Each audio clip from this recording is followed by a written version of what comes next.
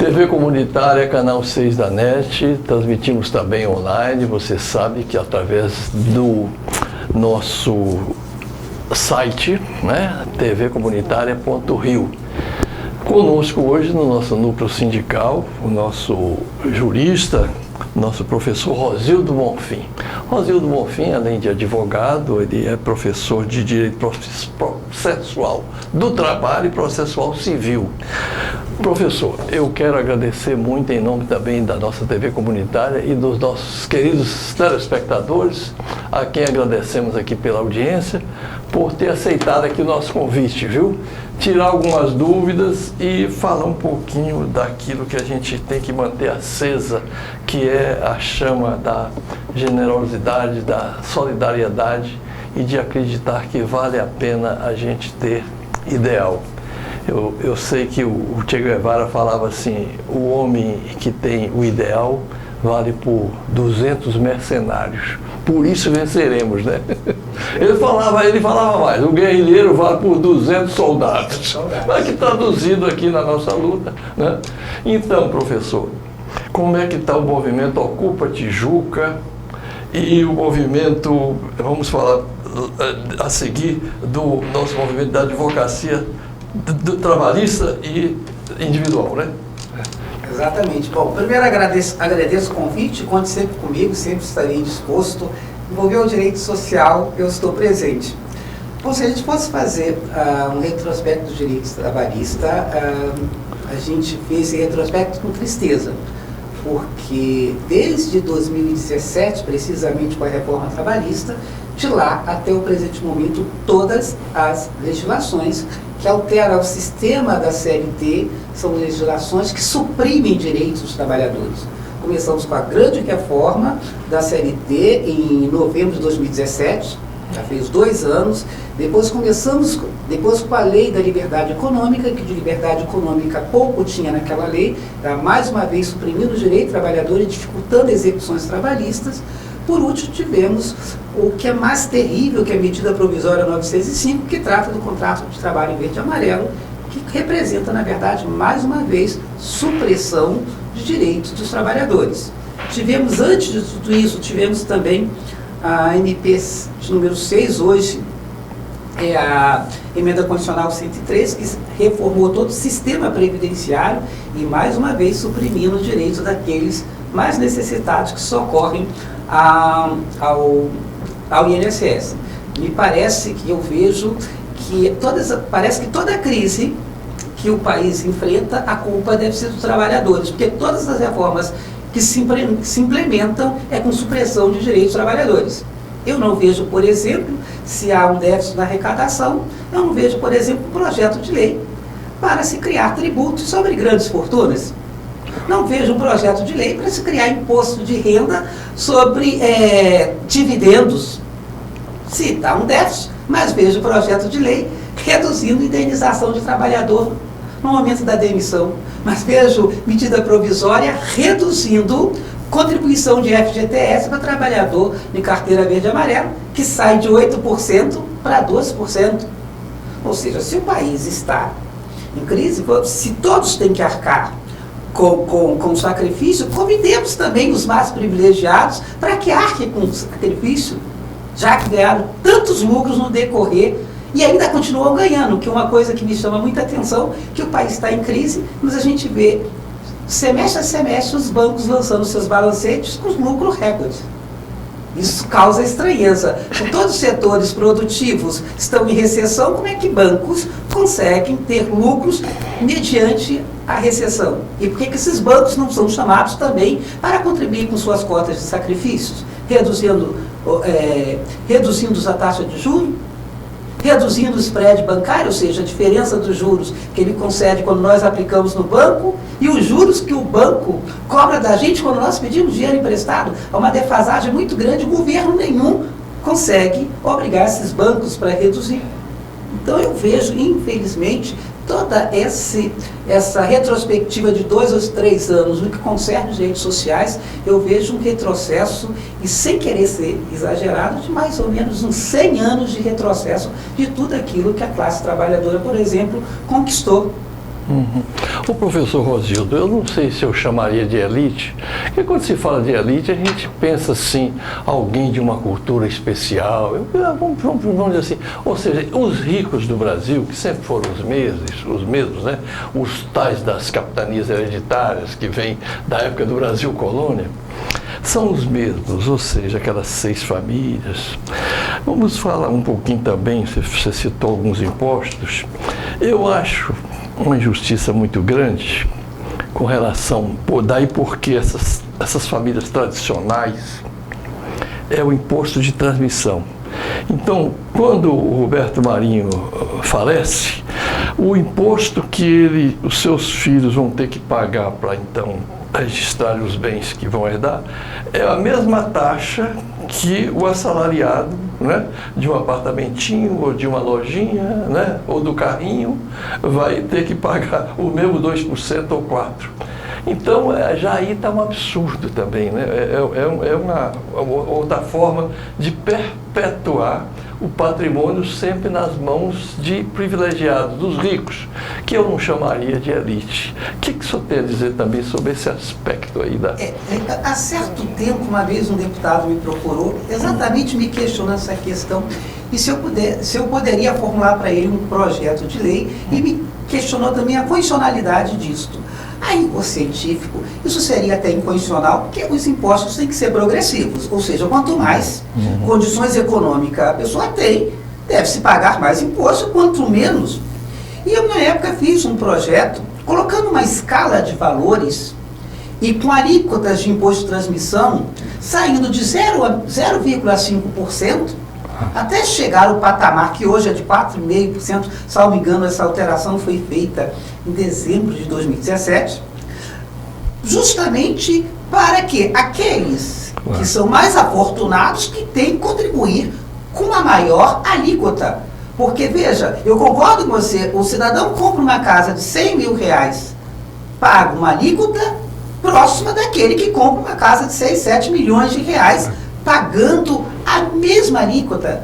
E a desculpa do governo, às vezes, mas a base de cálculo é diferente. Claro que a base de cálculo é diferente. O imposto é sobre a transmissão da propriedade. E outra coisa que me chama muita atenção, eu gosto de estudar a história dessa elite, que eu gosto realmente da sua observação, que de elite seria uma classe especial, eu não consigo verificar. Milionários que ganham dinheiro, geralmente herdados, porque os que estão aí não produziram essa riqueza, herdaram esta riqueza, ou seja, não construíram com força no seu trabalho essa riqueza, e essas pessoas, todas elas com várias isenções, como eu te disse no começo da nossa entrevista, nós pagamos imposto de renda. E por que pagamos imposto de renda? Pagamos imposto de renda porque quem paga imposto de renda é pobre e classe média, porque é imposto sobre o nosso salário. Aqueles que ganham em cima de dividendos, que são acionistas de grandes empresas, que grande lucro deles estão em cima de dividendos, eles recebem esse dinheiro líquido, sem impor ali nenhuma alíquota de imposto sobre aquelas parece que os únicos países do mundo é Brasil e mais um outro. Nenhum país é assim. Nenhum. Então o pessoal fala paraíso fiscal é no Brasil. Você receber 6, 7 milhões de dividendos e você não pagar R$1 de imposto sobre aquilo, enquanto o cidadão ganha 4 mil reais e paga uma alíquota de imposto de renda, onde está o paraíso fiscal? O paraíso fiscal está aqui no Brasil. E ainda tenho que escutar dia a dia dizer que é difícil grandes empresários viverem no país e produzirem no país. Difícil é a classe trabalhadora conseguir sobreviver nesse país. Mas concordo com você que a alíquota do imposto de transmissão deveria ser variável, progressiva, de acordo com o valor do imóvel que se está adquirindo, mas não uma alíquota independente do valor. Isso seria uma forma de privilegiar o que está escrito na Constituição Federal, de ter imposto progressivo. Mas, professor, vamos falar um pouquinho agora também sobre o que, seguido a reforma trabalhista, vem a reforma da Previdência. E a gente está vendo aí 2 milhões na fila esperando para ver se aposenta logo antes que sejam tragados mesmo pelo mal maior, né? A gente vive muita incerteza econômica, que é o que pior pode existir num país para se planejar a economia, né? São as incertezas. Então, como está hoje, mesmo para a classe empresarial que pretende ser aquela que corre risco, eu não estou falando do vadio, do banqueiro que quer, na verdade, fazer especulação, não estou falando do atravessador. Eu já estou querendo considerar aquele agente econômico que quer correr risco, que quer ter quer ser um microempresário, e como é que ele pode planejar realmente em cima dessa incerteza que a gente vive, não é? Não, verdade, a questão da Previdência acabou de ser demitido o presidente do INSS. O primeiro erro da Previdência, eu fui à Previdência essa semana com um cliente meu para tentar agilizar o procedimento dele e ouvi do funcionário do balcão a seguinte frase, 2 pontos, aspas. A demora se dá porque se alterou todo o sistema previdenciário e não se atualizou a rede de computadores, não se atualizou o sistema para receber e fazer o cálculo dos benefícios com essas novas regras.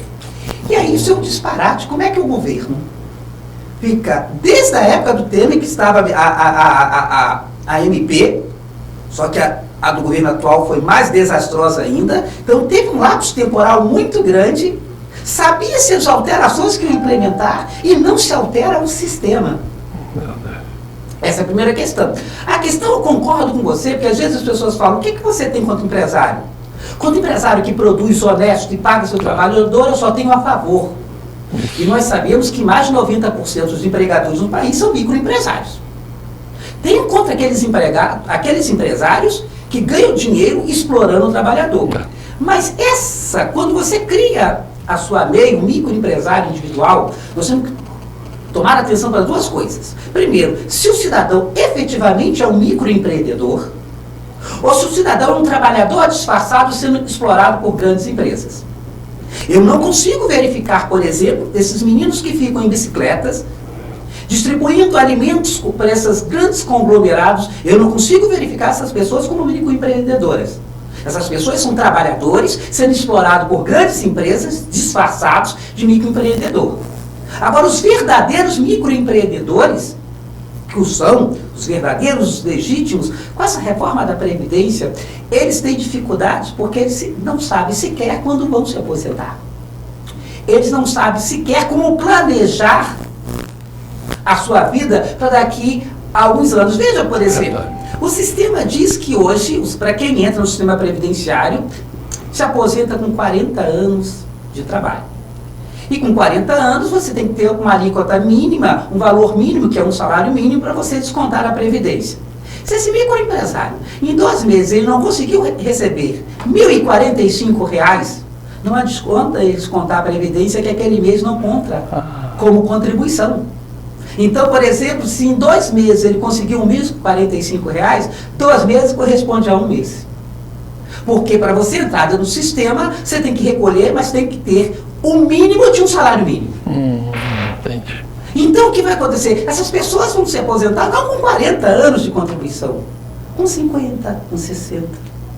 Existe uma professora da UFRJ, Denise, eu acho que é Denise Gentili, eu tive com ela no auge da reforma, e ela fez um estudo, transformou num livro, excelente livro, com dados do governo.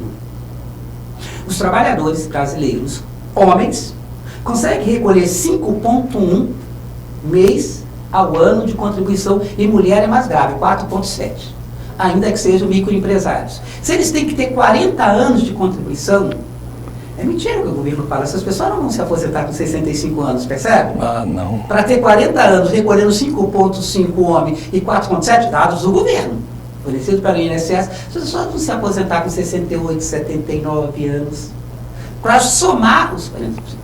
O governo criou com a reforma trabalhista o trabalho intermitente, só ganha pelas horas trabalhadas. Significa dizer que se eu trabalhar 7 horas no mês, ou 3 dias no mês, eu ganho lá 100, 200 reais. Eu não consigo ter a alíquota mínima para recolher em cima de 200 reais. Porque é menos que um salário mínimo. E eu tenho que recolher no mínimo. Então, esse mês trabalhado, embora trabalhado, não é suficiente para colocar, para computar como mês trabalhado para aposentadoria. Não é tributável. A própria emenda 103 diz que quando isso acontecer, tem que juntar vários meses para dar a base de cálculo mínimo para corresponder a 1 mês de contribuição. Ou seja, se em 4 meses de trabalho o trabalhador conseguiu o valor mínimo, que é do salário mínimo, 4 meses de trabalho corresponde a 1 mês de contribuição para a aposentadoria desse trabalhador.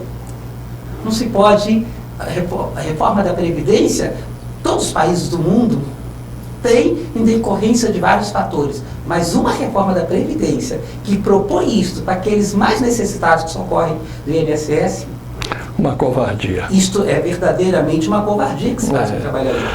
Professor Rosildo, eu tenho um enorme respeito pela sua trajetória, sobretudo numa ação que você também ajudou a fazer, que foi com relação a Cristiana Brasil, né, Cristiane, porque ela era candidata, nomeada ministra do Trabalho, e foi feita uma ação de impedimento, porque ela, como pode pleitear ser ministra do Trabalho e não está em dia ou está em falta como trabalhador.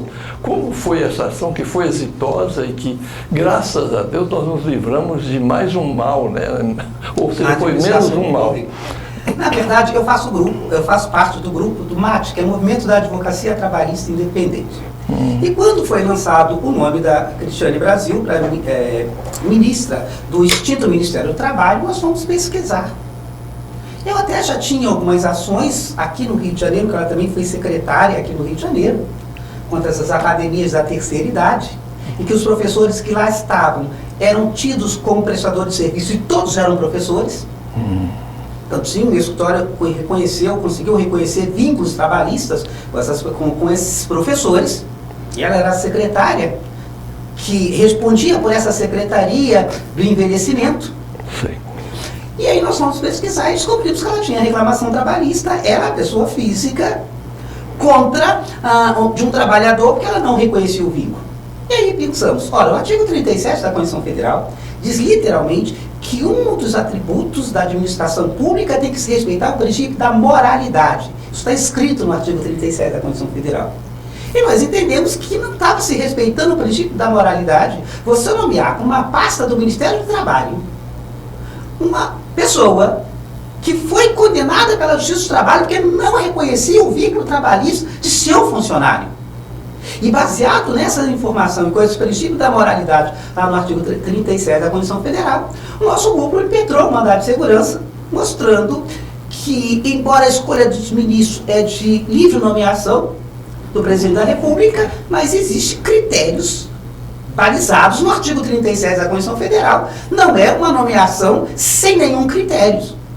Claro que o governo se defendeu dizendo que a nomeação era exclusivamente critério político, mas é critério político tracinho jurídico, porque a Constituição estabelece os preceitos que nomeia a administração pública. E um deles, que está na Constituição Federal, é o princípio da moralidade administrativa. Então faltava a moralidade administrativa de quem escolheu e de quem ia entrar no cargo. Fomos felizes, graças a Deus, o Supremo acolheu, e antes do julgamento final do mérito, acolheu em caráter liminar. Houve um desgasto político muito desta senhora, houve um desgasto político muito do presidente da República, da época, e resolveu-se, por força dessa ação, não nomeá-la para esse cargo. Porque acredito, Soriano, que nós não devemos só ficar reclamando. Nós devemos, dentro das nossas possibilidades, também ter uma conduta não de telespectador, uma conduta ativa. E tentarmos também corroborar para uma boa administração, que a responsabilidade da administração pública, eu não tenho dúvida que são dos administradores, mas é do povo também. Que deve acompanhar, que deve denunciar, quando possível, ajuizar ações populares. Eu me lembro que certa vez, eu não posso dizer o nome da cidade, porque isso correu em segredo de justiça, eu trabalhava numa cidade interior que o prefeito estava retirando as pedras da calçada histórica. foi feito estudo pela UFAM histórica para colocar calçadas modernas, e eu entendi que ali aquilo não poderia, porque aquilo feria o patrimônio histórico. Fui ao gabinete do prefeito, conversei, ele disse, prefeito, sou eu que mando. E eu disse para ele, não, o senhor não manda, o senhor administra. Ajuizei uma ação popular e consegui eliminar para paralisar a obra e reconstruir o espaço público. Depois, encontrando ele no almoço, eu falei, eu não disse para o senhor que o senhor não manda, o senhor administra.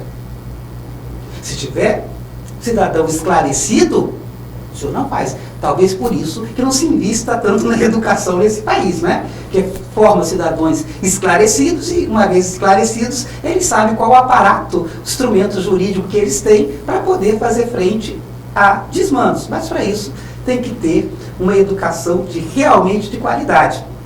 Infelizmente, no Brasil, a gente não vê isso do dia a dia, né? A gente vê escolas com professores mal remunerados.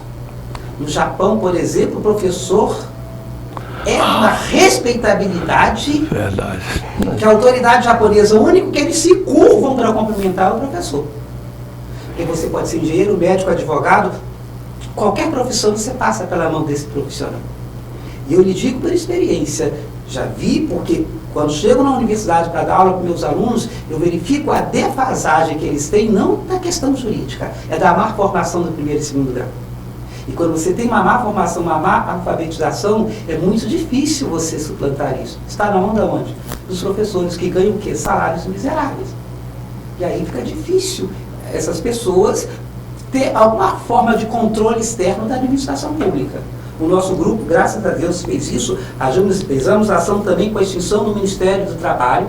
Perdemos, mas fizemos pressão. Fomos ao Supremo Tribunal Federal, ajuizamos e estamos lá vigiando. Qualquer ato que a gente entenda no nosso grupo que é ilegal, está dentro da nossa seara de atuação, a gente vai ao Poder Judiciário para tentar coibir esses desmandos. Professor, que pena, a gente ainda temos 5 minutos e eu queria que todas as suas demandas, você pelo menos já deixasse aqui o título para depois, em outra oportunidade, a gente, se não desse para a gente aqui explicitar, abrangesse, quer dizer, falasse. Então, o que a gente precisa nesse instante alertar a população? Que bandeiras a gente deve levantar e o que fazer, professor, para um mundo melhor? Eu gosto muito que você falou de ação e, sobretudo, cidadania, me lembro o Betinho, né? Ação da cidadania para um mundo melhor. Eu acho alguns instrumentos da sociedade, o cidadão comum tem para que nós possamos ter um mundo melhor. Nós temos muito hábito de falar assim, como eu não sou conhecido, eu não tenho poder, eu escuto muitos, eu não posso fazer nada. Pode fazer. E como a gente pode atuar? Primeiro, esclarecer na população. Por exemplo, contrato de trabalho verde e amarelo. Várias inverdades a mídia omite ou apresenta de forma mentirosa. Contrato de trabalho verde e amarelo, por exemplo, foi dito, isso vale por 24 meses. Depois não. Mentira. Parte vale para 24 meses. Parte foi uma alteração para sempre. Como, por exemplo, a alteração da jornada de trabalho dos bancários para trabalhar sábado, isso não é 24 meses. E a mídia fala que é 24 meses. 24 meses é a questão do recolhimento do FGTS, da alíquota zero de imposto de renda, mas tem várias situações destrutivas do trabalhador que não são 24 meses. Acabar com o cargo de confiança dentro dos bancos, 6 horas para trabalhar agora, só caixa de banco. Todos agora têm que trabalhar às 8 horas, porque banco tinha uma jornada diferente. 6 horas e só quem tinha cargo de confiança acabou. Isto não é por 24 meses, mas a mídia não fala. Então, primeiro é esclarecer. A gente tem que esclarecer a população. Depois se orientar, fazer parte de coletivos, como eu faço parte do Ocupa Tijuca, porque às vezes você não entende tal matéria, mas lá nesses coletivos tem profissionais de várias áreas. Por exemplo, no Ocupa Tijuca nós fazemos quantos movimentos de esclarecimentos em praças públicas. Sair do seu pedestral professoral, de professor universitário, e ir para a praça pública quando eu faço. E aí a gente faz a minha culpa quando eu convido meus colegas. Se for para ir, às vezes, não todos, claro, para fazer uma palestra esclarecendo, na PUC todo mundo vai, mas é na praça pública. Na praça pública. Nós temos a obrigação de fazer isso. E não precisa ser mestre em direito processual civil para fazer isso. Esclarecer aqueles menos. E parar com essas frases que a gente escuta dia a dia, eu escuto dia a dia, eu sempre descaracterizo essa frase. Eu pago meus impostos, a população não fala, eu pago meus impostos. Pagar seus impostos é o mínimo, porque se você não pagar, você tem que usar, e aí é o central, você tem que usar a sua profissão, médico, advogado, professor, não só para ganhar dinheiro, como instrumento social utilizado a favor da população. Você tem que encontrar. Então, o médico tem que sim tirar algumas horas de seu trabalho para fazer serviço social, para aqueles que não têm acesso, principalmente no Rio de Janeiro, que a saúde está caótica.